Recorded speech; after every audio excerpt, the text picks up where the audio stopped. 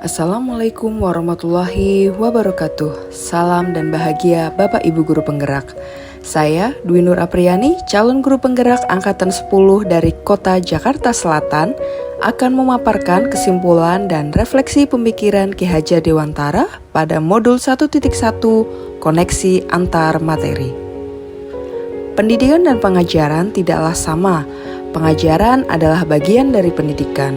Menurut Ki Hajar Dewantara, pengajaran adalah proses pendidikan dalam memberi ilmu untuk kecakapan hidup anak secara lahir dan batin.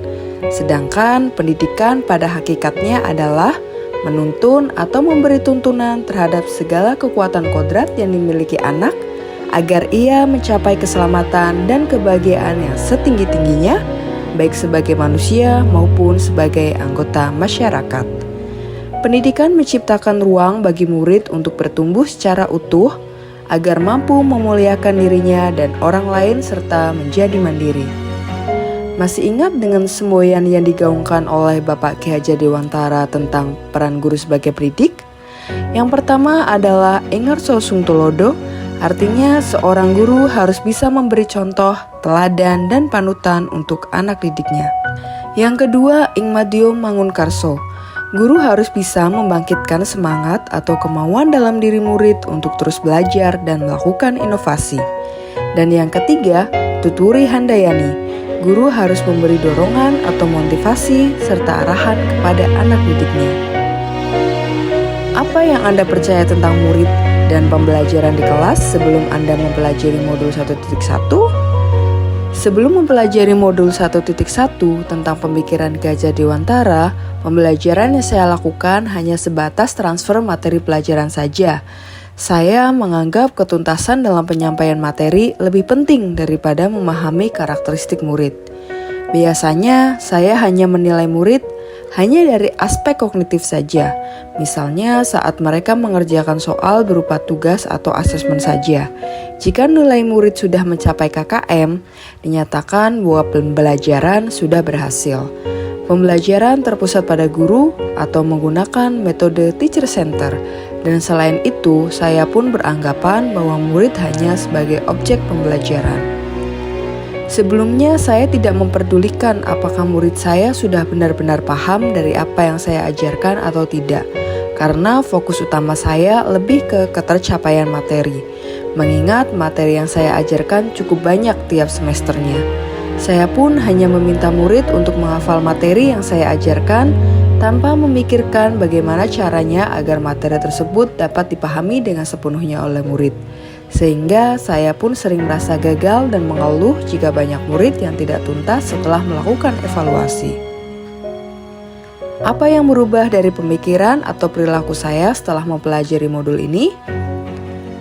Setelah saya mempelajari modul 1.1 tentang pemikiran Ki Hajar Dewantara, saya menyadari bahwa apa yang saya pikirkan dan saya lakukan selama ini tidak tepat.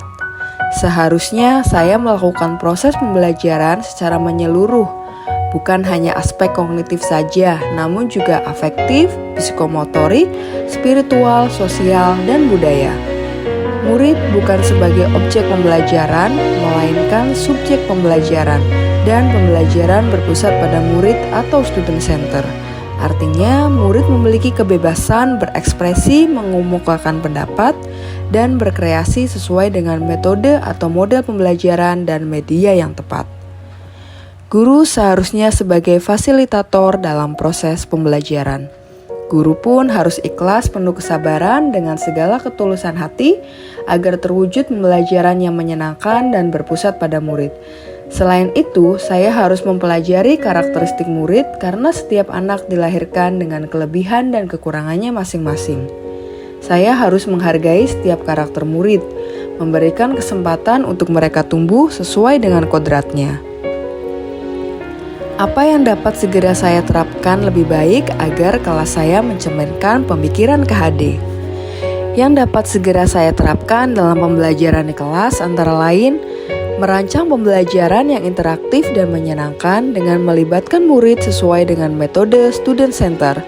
Berikutnya saya akan menerapkan pembelajaran abad 21 yang sesuai dengan pemikiran Ki Hajar Dewantoro yang berpikir kritis, kreatif, komunikasi, dan kolaborasi, serta menggunakan teknologi dalam pembelajaran dan berpegang teguh pada konsep memerdekakan anak.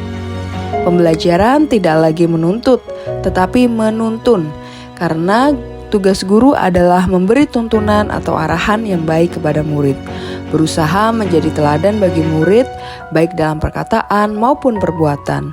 Selanjutnya, saya harus mengenali karakter dan latar belakang murid dengan menjalin komunikasi yang baik. Demikian dapat kita simpulkan bahwa pendidikan adalah menuntun anak sesuai dengan kodratnya, yang disesuaikan dengan bakat dan minat yang dimiliki anak. Pendidikan adalah sejatinya menghamba pada murid. Pendidikan yang humanis dengan menggunakan sistem Among sebagai pendidik, kita harus menjadi teladan dan motivator bagi murid serta penanaman budi pekerti yang baik dalam mendidik. Demikian koneksi antar materi, kesimpulan, dan refleksi modul 1.1. Semoga video ini menginspirasi bagi Bapak Ibu Guru pejuang pendidikan.